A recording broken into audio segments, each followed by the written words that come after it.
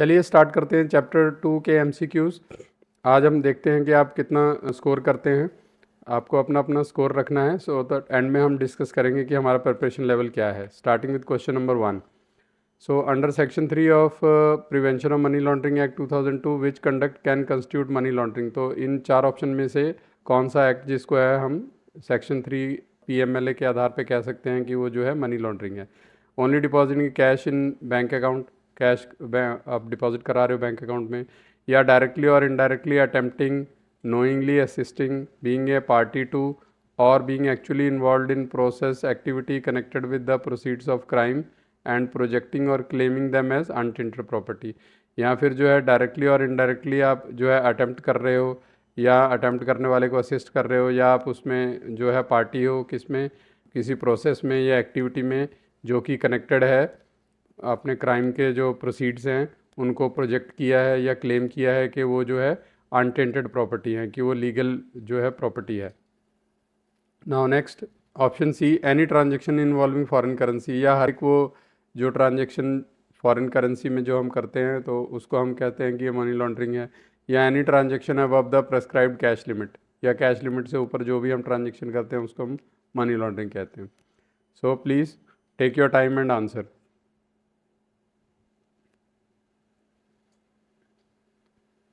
So I hope आपने answer mark कर लिया होगा। So in this case option B is correct. Now why B? Because section 3 cover specified involvement in process. ठीक है, किसको cover करता है section 3 of PMLA? Involvement in process activity that is connected with proceeds of crime. जो crime के proceedings हैं, जो crime से आपने जो मनी जनरेट किया है या जो भी प्रोसीडिंग्स है उसको, एंड उसको इंक्लूडिंग प्रोजेक्टिंग और claiming it as untainted property, या फिर आप उसको जो है क्लेम कर रहे हो कि ये अनटेंटेड प्रॉपर्टी है, इलीगल है। So money laundering is link to proceeds of crime and specified involvement in dealing with them. एक तो क्राइम की जो प्रोसीड्स हैं उसके साथ, और प्लस जो इन्वॉल्वमेंट है, स्पेसिफाइड इन्वॉल्वमेंट है उनको डील करने में, उस प्रोसेस को, है ना। तो ये सब कवर होता है सेक्शन 3 के under. So next is question number 2। Which sequence represents the 3 commonly describe stages of money laundering. तो मनी लॉन्ड्रिंग की 3 स्टेजेस हैं, ठीक है। तो इनमें से कौन सी हैं जो उसको फॉलो करती हैं? इंटीग्रेशन, प्लेसमेंट और लेयरिंग, लेयरिंग, प्लेसमेंट और integration, placement, layering and integration, या फिर प्लेसमेंट, इंटीग्रेशन, लेयरिंग। तीनों ही हैं, बस आपको सीक्वेंस सही इसका गैस करना है। ओके, चलो देखते हैं कौन सही आंसर करता है इसका।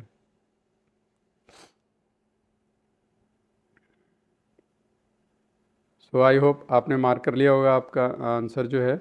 Correct answer is in this case C. Now why C is correct? Placement is the initial introduction और डिस्पोजल ऑफ इलिसिट प्रोसीड्स। जो इलिसिट जो है प्रोसीड्स हैं उसको सबसे पहले जो है उसको हम डिस्पोज ऑफ करते हैं प्लेसमेंट में, ठीक है। एंड देन उस जो प्रोसीड को फिर लेयरिंग की जाती है। Layering separates proceeds from their source through complex transaction. बहुत सारी ट्रांजेक्शन की जाती हैं, कम्प्लेक्स ट्रांजेक्शन, ताकि जो है उसके सोर्स को हाइड किया जा सके कि मनी आई कहाँ से। And integration represent the return use of apparently legitimate wealth. तो इंटीग्रेशन में क्या होता है कि आप उसको एक लेजिटिमेट वेल्थ में कन्वर्ट कर देते हैं, और जो है that process is called integration. तो पहला प्लेसमेंट है, दूसरा जो है second step is layering, and third is integration. Now coming to question number 3। Which sequence is identified for terror financing. अब टेरेस फाइनेंसिंग के भी 4 स्टेप्स हैं, तो इसमें से कौन सा स्टेप जो है सही है? रेजिंग, मूविंग, स्टोरिंग और यूजिंग, या फिर placement, layering, integration, configuration, then फिर रेजिंग, प्लेसमेंट, लेयरिंग, इंटीग्रेशन, और storing, raising, using and moving. Mark करिए अपने answer.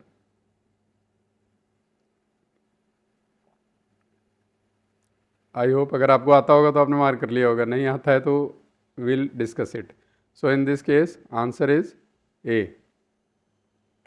Now why answer is A? Terror financing is in 4 stages. पहले रेज की जाती है फंड्स, फिर उसको मूव किया जाता है, फिर स्टोर किया जाता है, देन उसको फंडिंग के लिए यूज़ किया जाता है टेरेस के लिए, ठीक है। सो एग्जाम टेक अवे क्या है, do not confuse terrorist financing stages with the 3 stages of money laundering. तो मनी लॉन्ड्रिंग की कितनी है, 3 स्टेजेस हैं, और टेररिस्ट फाइनेंसिंग की 4 स्टेजेस हैं। Okay, next coming to the fourth question, which is not an objective of measures for prevention of money laundering identified. ठीक है, तो इनमें से कौन सा नहीं है मेजर ऑफ जो प्रिवेंशन ऑफ मनी लॉन्ड्रिंग को आइडेंटिफाई करने का जो है प्रोसीजर या ऑब्जेक्टिव, कौन सा इनमें से नहीं है। So first is preventing criminal elements from using the financial system for money laundering. Criminals को प्रिवेंट करने के लिए कि वो फाइनेंशियल सिस्टम को यूज़ ना कर पाएँ मनी लॉन्ड्रिंग के लिए, या फिर safeguarding the economy from financial crime, या इकोनॉमी का जो इकोनॉमी को सेव करना है फाइनेंशियल क्राइम से, या preventing terrorist from gaining access to financial resources, ताकि वो कंट्री के फाइनेंशियल रिसोर्सेज को यूज़ ना कर पाएँ टेररिस्ट, है ना। या फिर जो है मैक्सिमाइजिंग बैंक्स लेंडिंग इनकम, या फिर जो है बैंक की लेंडिंग इनकम को मैक्सिमाइज करने के लिए।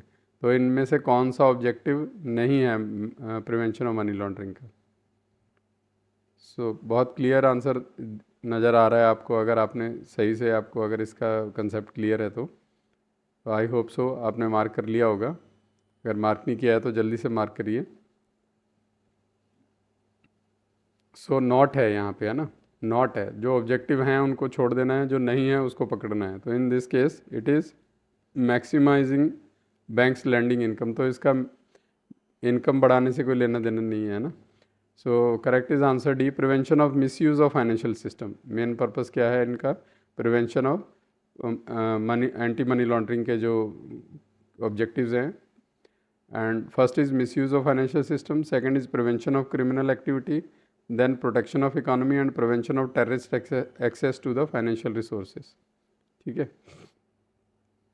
AML objectives are risk prevention objectives, not bank profit objectives। Okay, तो ये आपको इस तरह से मतलब कंफ्यूज करने के लिए ये ऑप्शन डाला गया है। ठीक है, so question number 5 is under section 4 of PMLA 2002 the punishment for money laundering is subject to statutory provision. तो इसमें सेक्शन 4 जो है वो डील करता है पनिशमेंट से। ठीक है, section 4 of PMLA 2002 prevention of money laundering act, है ना। तो इन चारों में से कौन सा जो है सही है, कौन सी पनिशमेंट जो है एज पर सेक्शन 4 डिस्क्राइब करता है ना। So rigorous imprisonment for not less than 3 years and which may extend to 7 years and fine, 3 साल या मैक्सिमम 7 साल तक और फाइन के साथ। Imprisonment for 3 years with no fine, या 3 साल बिना किसी जो है सज़ा के, फाइन के, या फिर सिविल पेनल्टी लगती है ओनली, या फिर imprisonment of not more than 3 months, या 3 महीने से ज़्यादा की जेल जो है नहीं होती है। सो इसमें से कौन सा करेक्ट है।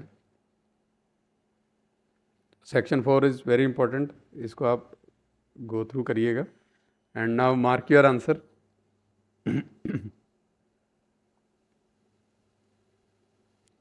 आई होप आपने जो है मार्क कर लिया होगा। इन this case correct answer is option A. So now why A is correct? Section 4 prescribes rigorous imprisonment of not less than 3 years and up to 7 years and fine, subject to the statutory proviso. So exam takeaway क्या है? Do not omit the statutory proviso when stating the base punishment. Now question number 6. Which action is most directly aligned with measures to mitigate money laundering and terrorist financing risk? तो इनमें से कौन सा action है जो directly aligned with है, जिससे हम यूज़ करना चाहते हैं मिटिगेट करने के लिए मनी लॉन्ड्रिंग और टेररिस्ट फाइनेंसिंग को। Avoiding all high value transaction, ज़्यादा हाई वैल्यू जो ट्रांजेक्शन है उनको हम अवॉइड करें।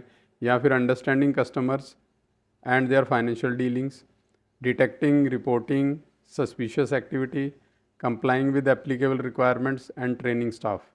तो या फिर हम जो है अपने कस्टमर को समझें, उनकी फाइनेंशियल डीलिंग को समझें, अगर कुछ भी ऐसा डिटेक्ट होता है जो सस्पिशियस एक्टिविटी है तो उसको रिपोर्ट करें, कंप्लाई करें जो एप्लीकेबल रिक्वायरमेंट्स हैं, और अपने स्टाफ को जो है एडिक्वेट ट्रेनिंग दें। या फिर स्टॉपिंग ऑल इंटरनेशनल ट्रांजेक्शन, या बाहर की सारी ट्रांजेक्शन जो है इंटरनेशनल ट्रांजेक्शन उनको बंद कर दें। या फिर relying on the customers declaration, या फिर अगर कस्टमर डिक्लेयर कर दे कि मेरे पास सब कुछ ठीक है, मुझे कोई दिक्कत नहीं है, तो मेरी मनी जो है वाइट मनी है, तो उसी पे हम भरोसा कर लें। तो इनमें से कौन सा ऑप्शन करेक्ट है? Please mark your answer. देखते हैं एंड में कौन कितना स्कोर करता है। So in this case answer is B. So why B? Customer understanding, suspicious activity detection and reporting, legal and regulatory compliances and staff training are the key mitigation measures। तो ये key mitigation measures हैं ये, ठीक है। आप अपने customer को समझते हो, कोई सस्पिशियस एक्टिविटी है उसको डिटेक्ट करते हो, रिपोर्ट करते हो, लीगल और रेगुलेटरी कंप्लाइंसेस को फॉलो करते हो, और आप स्टाफ ट्रेनिंग जो है उसको स्टाफ को ट्रेन करते हो इन चीज़ों के लिए, इनको डिटेक्ट करने के लिए, है ना, इस टाइप की इश्यूज़ को। So AML mitigation combines customer understanding, monitoring, reporting, compliances and staff capability। So next is question number 7। तो क्वेश्चन नंबर 7 KYC पे है। For KYC purposes which person falls within the RBI definition of customer. तो RBI ने define किया है KYC में कौन जो है आपका कस्टमर है, ठीक है। तो इनमें से कौन सा है? Only a person who holds A saving account. आपके पास सिर्फ सेविंग अकाउंट है तो वो जो है आप उसको कस्टमर कहोगे एज पर RBI definition. A person engaged in financial transaction or activity with a regulated entity, including a person on whose behalf the activity is undertaken। या फिर एक इंसान है जो फाइनेंशियल ट्रांजेक्शन करता है या और किसी तरीके की एक्टिविटी करता है रेगुलेटेड एंटिटी यानी बैंक के साथ या किसी फाइनेंशियल इंस्टीट्यूशन के साथ जो कि रेगुलेटेड है, and includes a person on whom, और इसमें इंक्लूड वो पर्सन भी है जिसके बिहाफ पे वो एक्टिविटी कर रहा है। तो या फिर only a person who has borrowed from the bank, या फिर जिसने बैंक से बोरो किया है वही सिर्फ कस्टमर है। Only a person who maintained an account for at least 1 year, या ऐसा इंसान जिसने एटलीस्ट 1 साल तक जो है आपके बैंक में अकाउंट मेंटेन किया है। तो अब इसमें जो है सीधे सीधे ऑप्शन अगर आप थोड़ा इंटेलिजेंटली वो करोगे, वैसे तो आंसर बहुत क्लियर है, लेकिन फिर भी इसमें कुछ क्लू भी हैं। ओनली वर्ड बहुत यूज़ हुआ है ना, तो इसमें बहुत नॉर्मली आपको बहुत कॉशियस रहना है जब ओनली वर्ड यूज़ हो। So in this case, answer is B। Now why B? RBI KYC framework defines customer broadly to include a person engaged in a financial transaction or activity। ठीक है, कोई भी financial transaction और activity है जो है किसी भी रेगुलेटेड एंटिटी के साथ जो एंगेज होता है person, and a person on whose behalf the activity is undertaken, और अगर वो किसी के बिहाफ पे भी करता है तो वो पर्सन भी कस्टमर की कैटेगरी में आ जाता है। For KYC customer is broader than the traditional account holder concept. तो ये आपको याद रखना है, KYC के लिए कस्टमर बहुत ब्रॉड कंसेप्ट है, ठीक है, सिर्फ अकाउंट होल्डर ही नहीं है। So question number 8, A person without an account based relationship undertakes a transaction with A bank, which statement is correct for KYC purposes. तो अब एक इंसान है जिसका अकाउंट बेस्ड रिलेशनशिप है ही नहीं, बैंक में कोई खाता ही नहीं है, लेकिन वो ट्रांजेक्शन करता है, ठीक है, बैंक के साथ। तो विच स्टेटमेंट इज़ करेक्ट? तो इनमें से कौन सी स्टेटमेंट करेक्ट है? Person can never be treated as customer, वो कस्टमर नहीं कहा जा सकता। Person may be treated as walk in customer under the applicable KYC framework. हम KYC फ्रेमवर्क जो हमारा एग्जिस्टिंग है उसमें हम उसको वॉक इन कस्टमर कह सकते हैं। KYC applies only after account is open, या फिर अकाउंट ओपनिंग के बाद ही KYC अप्लाई होती है। Only borrowers can be treated as customer, या फिर जिन्होंने लोन लिया है, जिन्होंने बोरो किया मनी, उसी को हम कस्टमर कह सकते हैं। So please mark your answer. बहुत इजी क्वेश्चन है ये भी, वर्किंग बैंकर तो बहुत इजीली इसको आंसर कर सकते हैं। So in this case answer B is correct. Now why B? The RBI KYC framework recognises a walk in customer as a person without an account based relationship who undertakes transaction with the regulated entity subject to applicable requirements. ठीक है, जो भी applicable rule and regulations हैं तो उसके हिसाब से वो जो कस्टमर है वो ट्रांजैक्ट करता है, लेकिन उसकी कोई अकाउंट बेस्ड रिलेशन नहीं है उस रेगुलेटेड एंटिटी के साथ, तो उसको जो है KYC फ्रेमवर्क के हिसाब से हम रिकॉग्नाइज करते हैं as a walk in customer. An account based relationship is not only basis on which KYC can apply. तो ऐसा नहीं है कि जो आपके पास बंदा आ रहा है विदाउट एनी, आपके पास कोई अकाउंट वगैरह नहीं है तो आप उसमें KYC फ्रेमवर्क अप्लाई नहीं होगा, उस पर भी अप्लाई होगा। Which person is specifically relevant to KYC identification beyond the person directly maintaining an account? तो कौन सा इंसान, इन चारों में से 4 ऑप्शन दिए हैं, कौन सा पर्सन है जिस पे KYC आइडेंटिफिकेशन की जा सकती है हालांकि वो जो है डायरेक्टली उसका कोई अकाउंट नहीं है? ओनली ब्रांच मैनेजर, या फिर बेनिफिशियल ओनर वेयर एप्लीकेबल, या फिर ओनली इंट्रोड्यूसर ऑफ द जिसने इंट्रोडक्शन डाली है अपनी अकाउंट में, या ओनली द बैंक्स ऑडिटर। तो इनमें से किसको हम जो है डायरेक्टली जिसका अकाउंट नहीं है और हम उसको जो है कंसिडर करेंगे कि वो जो है रेलेवेंट है केवाईसी आइडेंटिफिकेशन के लिए। तो इस केस में है आपका answer is B, beneficial owner. The KYC framework requires identification of beneficial owner where applicable, beneficial owners and beneficiary in specified arrangements. तो किसी के बिहाफ पे भी अगर कोई ट्रांजेक्शन करता है बैंक में आके, तो बेनिफिशियल अल्टीमेटली जिसको बेनिफिट हो रहा है ना, जिसको मनी ट्रांसफ़र हो रही है या जिसके बिहाफ पे जो है ट्रांजेक्शन हो रहा है, तो this all they are included in the KYC framework. Always consider who ultimately owns or controls the relationship where applicable. तो हमेशा ये देखना है कि कौन उस ट्रांजेक्शन को एक्चुअली कौन बेनिफिट हो रहा है और कौन कंट्रोल कर रहा है। What is the central principle of risk based approach under KYC AML? तो KYC AML के अंदर जो है central principle risk based approach का क्या है? Apply identical controls to every customer, सभी कस्टमर को आइडेंटिकल कंट्रोल रखना है। Apply policies, controls and procedures proportionate to identified MLTF risk. यहाँ फिर जो है मनी लॉन्ड्रिंग के रिस्क हैं, उनके बेस पे है किस लेवल का रिस्क है, उसके हिसाब से पॉलिसी, कंट्रोल या प्रोसीजर आपको जो है लगाने हैं उसी प्रोपोर्शन में। Classify every customer as high risk, या फिर सभी कस्टमर को आप हाई रिस्क क्लासीफाई कर लोगे, या एलिमिनेट ऑल लो रिस्क कस्टमर, या सबसे जो लो रिस्क कस्टमर है उनको आप निकाल दोगे इस अप्रोच से। So please mark your answer.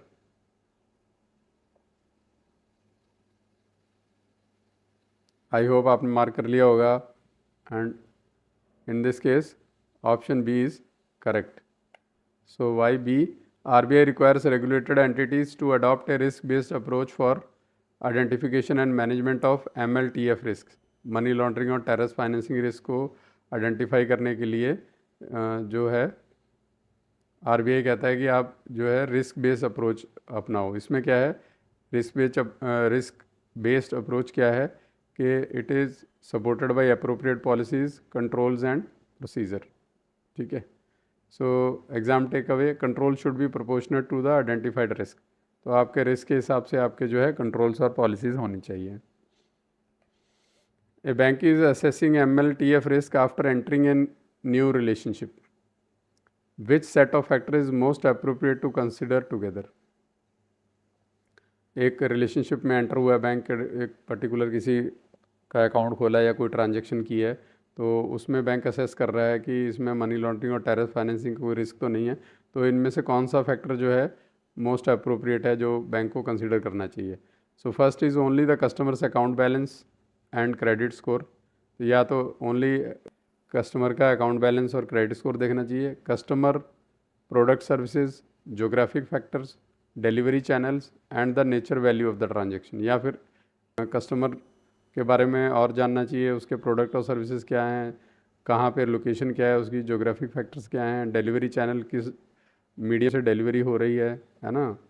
Then the nature and value of transaction, तो किस तरह की ट्रांजेक्शन हैं और नेचर क्या है उनका, है ना, वैल्यू क्या है उन ट्रांजेक्शन्स की। या फिर only cash transactions and branch location, या फिर यही कंसिडर करना चाहिए कि कैश ट्रांजेक्शन हुई है कितनी, जो उसकी कैश ट्रांजेक्शन को ही जो है कंसिडर करना है, और या फिर ब्रांच लोकेशन को। Only the customers declared occupation, या फिर उसका जो ऑक्यूपेशन है उसके हिसाब से उसको जो है असेस करना है। तो इसमें से कौन सा करेक्ट है? Please mark your answers.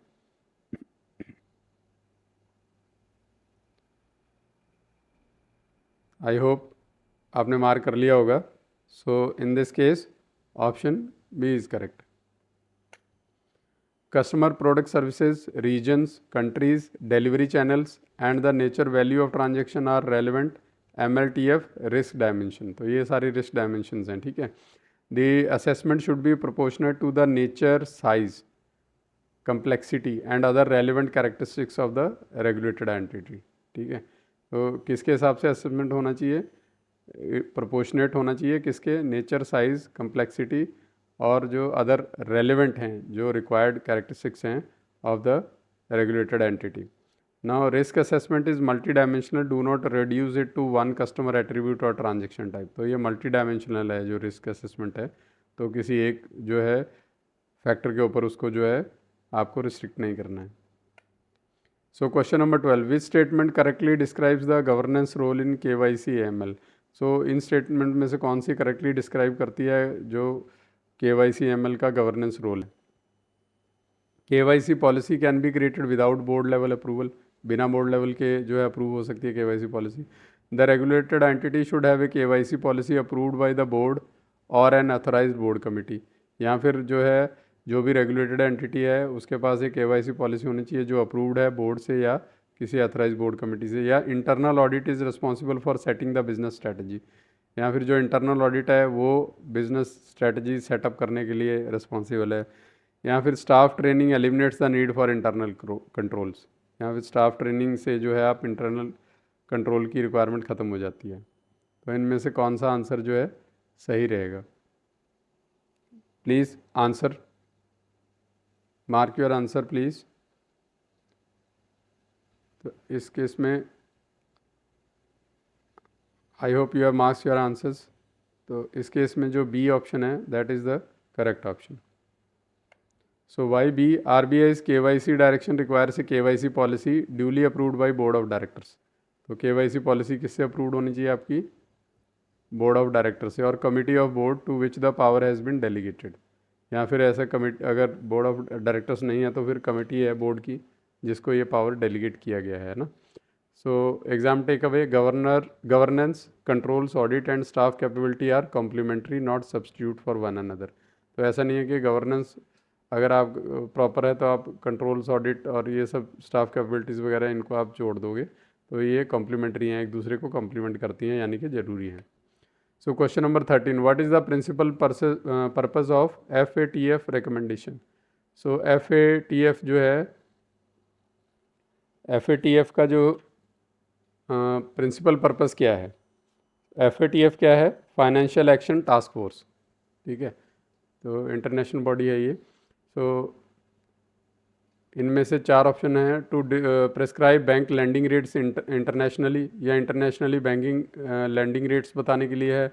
To provide international standards for combating money laundering, terrorist financing and proliferation financing. या फिर इंटरनेशनल स्टैंडर्ड सेट करती है किसके लिए? मनी लॉन्ड्रिंग कम्बैट करने के लिए, या फिर जो है टेररिस्ट फाइनेंसिंग को कंट्रोल करने के लिए, या फिर प्रोलिफरेशन फाइनेंसिंग। ये प्रोलिफरेशन फाइनेंसिंग क्या है? न्यूक्लियर, बायोलॉजिकल या केमिकल वॉरफेयर के लिए अगर किसी टाइप की भी फंडिंग हो रही है तो उसको भी कंट्रोल करते हैं, उसको हम बोलते हैं ये प्रोलिफरेशन फाइनेंसिंग, या PF बोलते हैं शॉर्ट में, है ना। और option C is to replace the domestic AML laws of member countries. या फिर जो मेंबर कंट्री हैं उनके जो एंटी मनी लॉन्ड्रिंग लॉज हैं उनको रिप्लेस करने के लिए, या फिर to regulate domestic deposit interest rate, या फिर डोमेस्टिक डिपॉजिट रेट्स को कंट्रोल करने के लिए है। तो कौन सा इसमें से जो है करेक्ट आंसर है? Please mark your answers.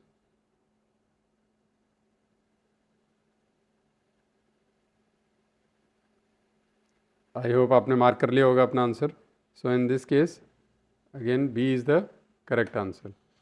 The FATF recommendations are international standards. तो ये इंटरनेशनल स्टैंडर्ड्स हैं for combating money laundering, terrorist financing and proliferation financing. And national authorities implement applicable standards through their own legal and regulatory framework. तो जो ये international recommendations हैं, but कोई भी country है वो अपनी लीगल और रेगुलेटरी फ्रेमवर्क के हिसाब से उनको जो है इम्प्लीमेंट करती है।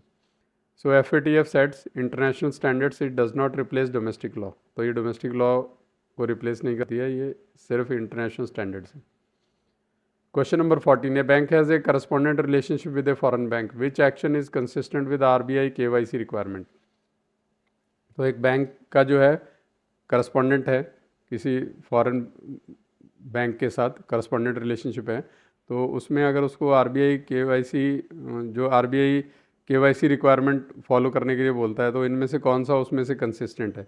Establish the relationship without understanding the respondent bank, या सीधा आप रिलेशनशिप आप ऐड कर सकते हो करस्पॉन्डेंट बैंक के साथ बिना किसी जो है रिस्पोंडेंट बैंक को जाने कि किस टाइप का क्या प्रोसीजर है उनका, क्या वर्किंग कल्चर है, क्या उनके रूल्स एंड लॉज हैं, ठीक है। या फिर obtain the relevant information about the respondent bank and it's AML CFT framework and apply appropriate due diligence, या फिर उनसे जो है अप्रोप्रिएट इन्फॉर्मेशन लेनी है रिस्पोंडेंट बैंक से, और उसका जो AML और CFT फ्रेमवर्क क्या है और उस पर अप्रोप्रिएट अपनी ड्यू डिलीजेंस लगानी है। या फिर permit the respondent bank to use the account for shell bank activity, या फिर जो है रिस्पोंडेंट बैंक को परमिट कर देना चाहिए कि आप शेल बैंक एक्टिविटी के लिए यूज़ कर सकते हो। ठीक है, तो शेल बैंक्स क्या होते हैं, ये ओनली पेपर पर होते हैं in their country of origination, किसी भी कंट्री के ओरिजिनेशन में वहाँ सिर्फ पेपर पे होते हैं, इनकी कोई फिजिकल लोकेशन नहीं होती शेल बैंक की ना, तो पेपर बैंक्स बोल सकते हो उसको, है ना। तो या फिर फोर्थ ऑप्शन है skip due diligence because both parties are banks, या फिर आप ड्यू डिलीजेंस छोड़ सकते हो कि दोनों ही बैंक हैं, आप भरोसा कर सकते हो। So which option is correct? Mark your answer now. In this case option B is correct. RBI requires due diligence on correspondent relationships. ठीक है, करस्पॉन्डेंट बैंकिंग के बारे में हम आगे पढ़ेंगे। ठीक है, करस्पॉन्डेंट रिलेशनशिप, करस्पॉन्डेंट बैंकिंग क्या होती है, जब दूसरे किसी फॉरेन कंट्री में हमारा बैंक नहीं होता है तो हम किसी बैंक के साथ टाई अप करते हैं ना, तो उसको हम बोलते हैं करस्पॉन्डेंट बैंक।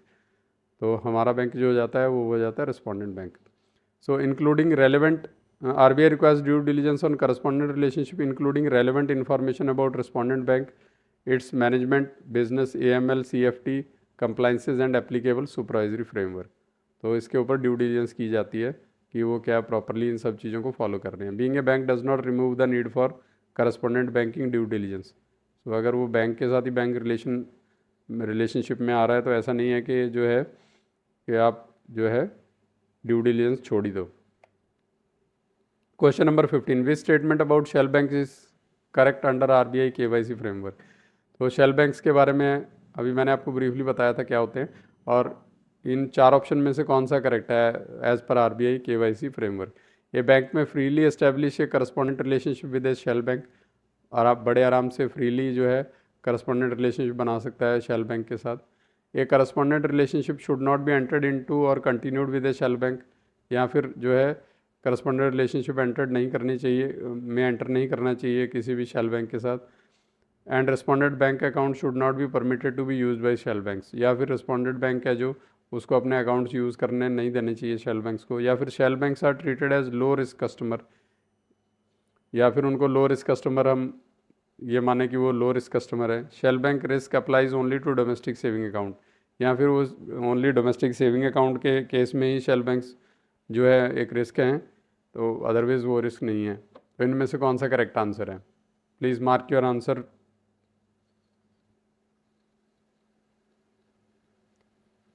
आई होप आपने अपना आंसर जो है मार्क कर लिया होगा।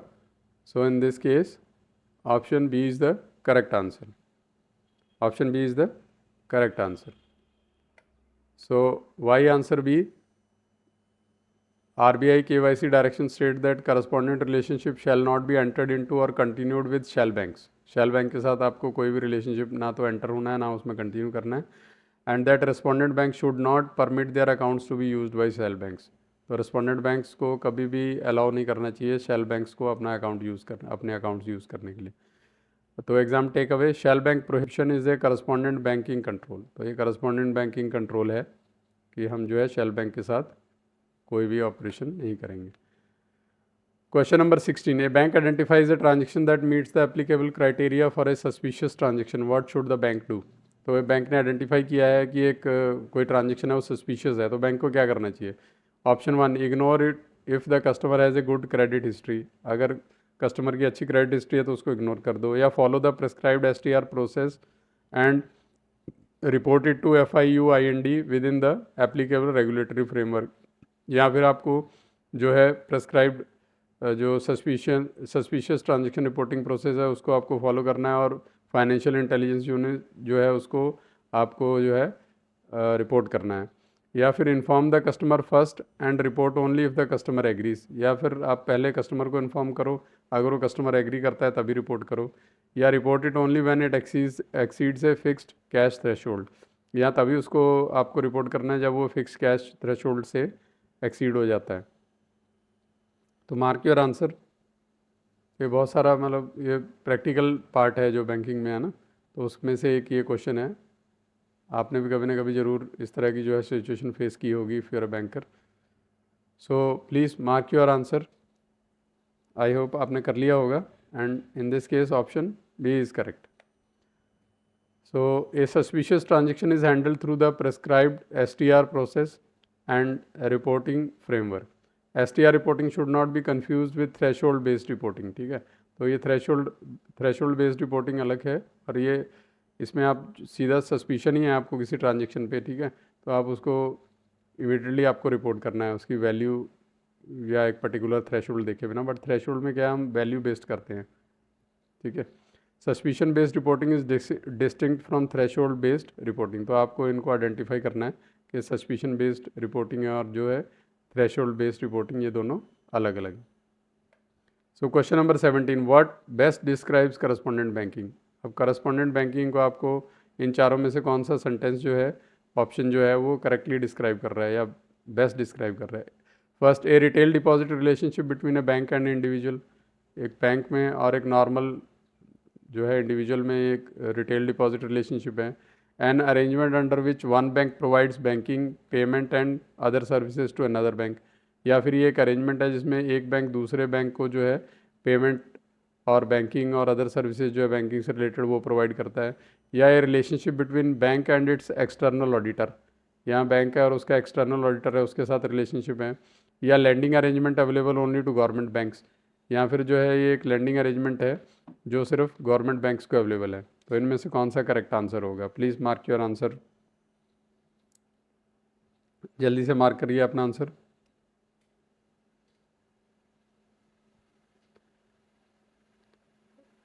So in this case, option B is correct.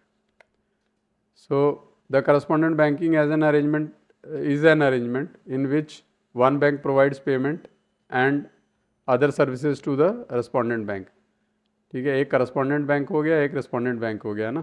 तो जो करस्पॉन्डेंट बैंकिंग अरेंजमेंट है इसमें एक बैंक जो है वो प्रोवाइड करता है सर्विसेज टू द, यानी करस्पॉन्डेंट बैंक प्रोवाइड करता है services to the respondent bank. Because it is expose to MLFT risk, bank must apply controls and establish and maintain such relationship. तो आप जो है ML और FT को money laundering, anti money laundering और financial जो है टेररिस्ट फाइनेंसिंग को जो है आपको जो है अप्रोप्रिएट कंट्रोल्स अप्लाई करने हैं सो दैट इस तरह की एक्टिविटी ना हो. So exam take away, correspondent banking is equal to bank services then apply due diligence. ठीक है, तो ये बैंक टू बैंक सर्विसेज हैं जिन पे ड्यू डिलीजेंस अप्लाई की जानी चाहिए. So question number 18, a bank is dealing with a person or institution from jurisdiction identified in a FATF statement, which approach is most appropriate. तो एक bank deal कर रहा है किसी एक पर्सन या इंस्टीट्यूशन के साथ एक पर्टिकुलर लोकेशन पे जो आइडेंटिफाई किए गए हैं इन FATF स्टेटमेंट. ठीक है, सो इनमें से कौन सी अप्रोच जो है करेक्ट है? Automatically prohibit every legitimate transaction with the jurisdiction. Automatically जो है उस जुरिडिक्शन पे जो भी इंडिविजुअल है या जो भी इंस्टीट्यूशन है उसके साथ ट्रांजेक्शन को प्रोहिबिट करना चाहिए, मना कर देना चाहिए. गिव स्पेशल अटेंशन देनी चाहिए. एग्जामिन द बैकग्राउंड एग्जामिन करना चाहिए. And purpose of relevant transaction, उस रेलेवेंट ट्रांजेक्शन का पर्पस पता लगाना चाहिए. And retain finding documents as required, और जो भी आपने फाइंडिंग्स किए हैं वो डॉक्यूमेंट्स आपको रिटेन करने हैं. ठीक है, या फिर option third is treat all such transaction as low risk, या फिर उसको लो रिस्क ट्रांजेक्शन मान लो. Skip review if customer is already established, अगर जान पहचान का कस्टमर है तो आप इसको स्किप कर सकते हो. तो इनमें से कौन सा करेक्ट ऑप्शन है?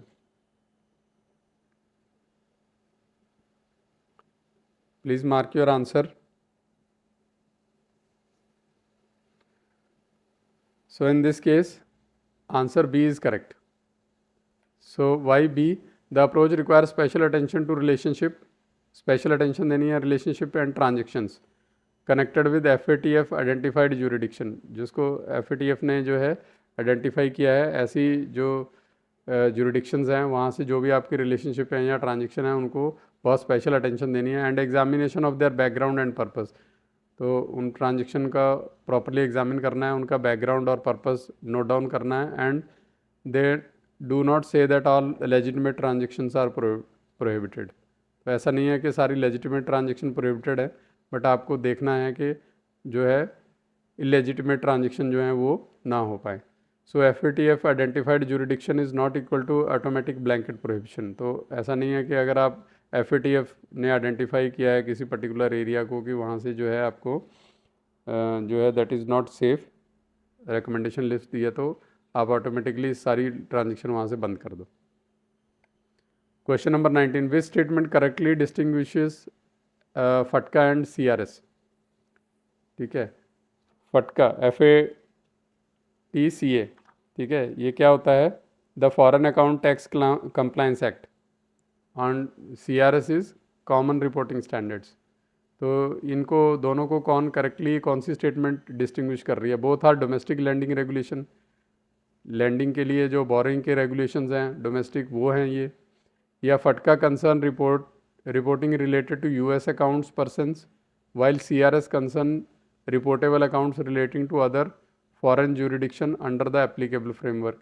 यहाँ जो फटका है वो कंसर्न करता है सिर्फ US अकाउंट और पर्सन्स को, while CRS concerns reportable accounts related, या फिर जो CRS है वो दूसरे अदर फॉरेन जुरिडिक्शंस को अदर देन US जो है अप्लाई होता है, या FATCA applies only to Indian resident and CRS only to US residents. तो फटका जो है इंडियन रेजिडेंट्स को अप्लाई होता है और जो CRS है US रेजिडेंट्स को अप्लाई होता है, या फिर जो है नाइदर कंसर्न्स टैक्स इन्फॉर्मेशन, जो दोनों में से कोई टैक्स इन्फॉर्मेशन से रिलेटेड नहीं है। So mark your answer, very very important topic FATCA and CRS। आपको इनका मतलब डिफ्रेंशिएशन तो आना ही चाहिए कि फटका क्या है और CRS क्या है और कहाँ कहाँ अप्लाई होता है। So please mark your answers. I hope आपने मार्क कर लिया होगा। So in this case option B is correct. Why B, FATCA is a US tax information reporting regime. तो फटका क्या है? US का एक जो है टैक्स रिपोर्टिंग या टैक्स इन्फॉर्मेशन रिजीम है, और CRS as a framework covering reportable foreign country tax information. तो CRS क्या है? एक मतलब अदर देन US बाकी जो कंट्रीज़ हैं उनके लिए, उनको जो टैक्स इन्फॉर्मेशन उनकी रिपोर्ट करने के लिए या टैक्स इन्फॉर्मेशन जो है फ्रेमवर्क है। So now exam take away क्या है? FATCA and CRS are tax information reporting frameworks, दोनों ही जो हैं टैक्स रिपोर्टिंग फ्रेमवर्क्स हैं। So question number 20, which statement best describes the reporting obligation to financial intelligence unit of India. तो इनमें से कौन सी स्टेटमेंट जो है बेस्ट डिस्क्राइब करती है रिपोर्टिंग ऑब्लिगेशन जो है? First is only suspicious transactions are ever reported. Only suspicious transaction है जो उन्हीं को वो करना है, आपको रिपोर्ट करना है ना। या फिर bank furnishes reports relating to prescribed transaction types and values at prescribed frequencies in addition to the applicable suspicious transaction reporting framework. यहाँ फिर बैंक जो है फर्निश करते हैं कुछ पर्टिकुलर टाइप ऑफ ट्रांजेक्शन और पर्टिकुलर वैल्यू ऑफ ट्रांजेक्शन और at a particular frequency, monthly, quarterly, और in addition to applicable suspicious transaction के अलावा ये सारी रिपोर्ट भी बैंक फर्निश करता है। या फिर C, reporting to financial intelligence unit India is optional for low risk customers. जो लो रिस्क कस्टमर है उनके लिए ऑप्शनल है, उनको रिपोर्टिंग की ज़रूरत नहीं है। Reports are send only to the branch manager, या रिपोर्ट सिर्फ जो है ब्रांच मैनेजर को भेजी जाती है। तो इनमें से कौन सा करेक्ट आंसर है? प्लीज़ फटाफट मार्क करिए अपना answer.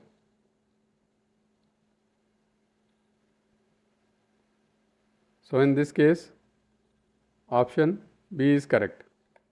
So why B? Banks furnish prescribed reports to FIU, IND and separately describe STR reporting for suspicious transaction. तो बैंक को प्रेस्क्राइब रिपोर्टिंग तो करनी है, उसके अलावा सस्पिशियस ट्रांजेक्शन रिपोर्टिंग भी करनी है। So FIU reporting is broader than STR alone. तो FIU रिपोर्टिंग जो है बहुत ब्रॉड है as compare to only suspicious transaction reporting. So now next coming to question number 21, under the KYC norms, when is customer identification particularly required for a walk-in customer? तो KYC norms के हिसाब से customer identification एक walk in customer के लिए कब important है? Only when customer is an existing account, या उसके पास एग्जिस्टिंग अकाउंट है तभी करोगे। For transaction valued above 50,000 subject to applicable framework, या फिर जो है उसने ट्रांजेक्शन की है जो 50,000 से ऊपर है। Only when customer request A loan, या फिर कस्टमर अगर लोन डिमांड करता है। So only when the transaction is in foreign currency, या फिर फॉरेन करेंसी में अगर ट्रांजेक्शन है तो कब आप KYC नॉर्म जो है वॉक इन कस्टमर के लिए इंपॉर्टेंट हो जाता है। So please mark your answer. It is I think it is the final question today. So I hope आपने अपना आंसर मार्क कर लिया होगा. In this case option B is correct. The customer identification is required when carrying out a transaction valued over rupees 50,000 for walk-in customer subject to applicable KYC framework. तो जब भी 50,000 से ऊपर की कोई भी वॉक इन कस्टमर है जो अकाउंट होल्डर नहीं है वो ट्रांजेक्ट करता है तो हमें उसको जो है it is subjected to the KYC framework, तो हम उनसे प्रूफ वगैरह लेते हैं ना. So exam take away walk in customer plus 50,000 threshold is an important operational KYC point. So now अगर आपने फेथफुली आपके आंसर मार्क किए हैं तो आप यहाँ चेक कर सकते हो आपके आंसर के हिसाब से कि आपने जो है कितना स्कोर किया, आपके कितने करेक्ट आंसर हैं. ठीक है, तो आप चेक करिए अपने अपने जो है आंसर्स. एंड अगर आपने 18 से 21 18 to 21 अगर आपने स्कोर किया तो एक्सेलेंट, वेरी गुड, तो आप वेल प्रिपेयर्ड हो चैप्टर 2 के लिए. और अगर आपने 14 to 17 किया है then you have a good this thing, you are in good shape, तो आप और इम्प्रूव कर सकते हो. और अगर आप 11 to 13 स्कोर कर रहे हो तो आपको रिवाइज़ करना है. और अगर लेस देन 10 है तो please read and understand the concepts and then again come back and try this MCQ challenge. So हम रिवाइज कर लेते हैं हमने क्या क्या कवर किया है. Money laundering is proceed of crimes plus specified involvement, तो दोनों चीज़ें हैं, क्राइम की प्रोसीड्स और स्पेसिफाइड इन्वॉल्वमेंट, कौन इन्वॉल्व है उसमें, बेनिफिशियरी कौन है उसका, है ना. ML स्टेजेस ऑफ प्लेसमेंट, जो मनी लॉन्ड्रिंग स्टेजेस है जो वो कौन कौन सी हैं, प्लेसमेंट, लेयरिंग, इंटीग्रेशन. तो ये क्या है, PLI, placement, layering, integration. Then terrorist financing stages क्या है, raising, moving, storing and using, RMSU. Then RBA risk base जो है असेसमेंट क्या है, controls proportionate to identified risk. ठीक है, तो आपका जो रिस्क बेस असेसमेंट क्या है कि आपके रिस्क के प्रपोर्शन में आप कंट्रोल्स को जो है प्लेस करोगे. तो risk assessment is customer plus product services plus geography plus delivery channel plus transaction, ये सारी आपकी रिस्क असेसमेंट में जो है फैक्टर्स हैं, आपको कंसीडर होने चाहिए. ठीक है. Then KYC customer includes person acting on behalf, walking in customers are covered. ठीक है, जो वॉक इन कस्टमर हैं वो भी कवर्ड है और जिस पर्सन के बिहाफ पे पर्सन एक्ट कर रहा है वो भी कवर्ड है. Then beneficial owner relevant wherever applicable.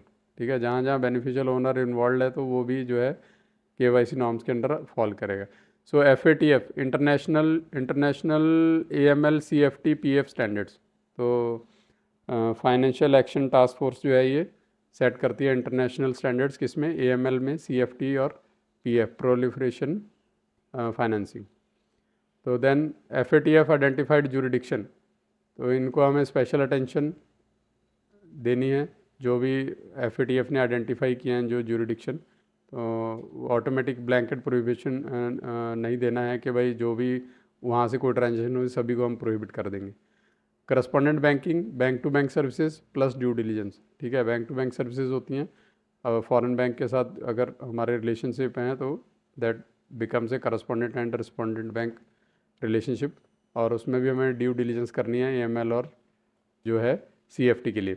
Then shall bank के साथ कोई रिलेशनशिप नहीं रखनी है. ठीक है, it is prohibited. Then FATCA CRS is tax information reporting system, आपको डिफरेंस पता होना चाहिए दोनों का. Then FIUIND it is prescribed reporting plus STR framework. जो प्रिस्क्राइब्ड रिपोर्टिंग है वो तो रेगुलर रिपोर्टिंग करनी है, उसके अलावा सस्पिशियस ट्रांजेक्शन रिपोर्टिंग भी करनी है. Then point number 14 is walk in KYC identification applies for transaction above the applicable threshold, that is 50,000. So with this we have covered the chapter 2 and we'll move to the chapter 3 in the next class. And please do attend it and check yourself. ये basically preparation आपकी check करने के लिए है।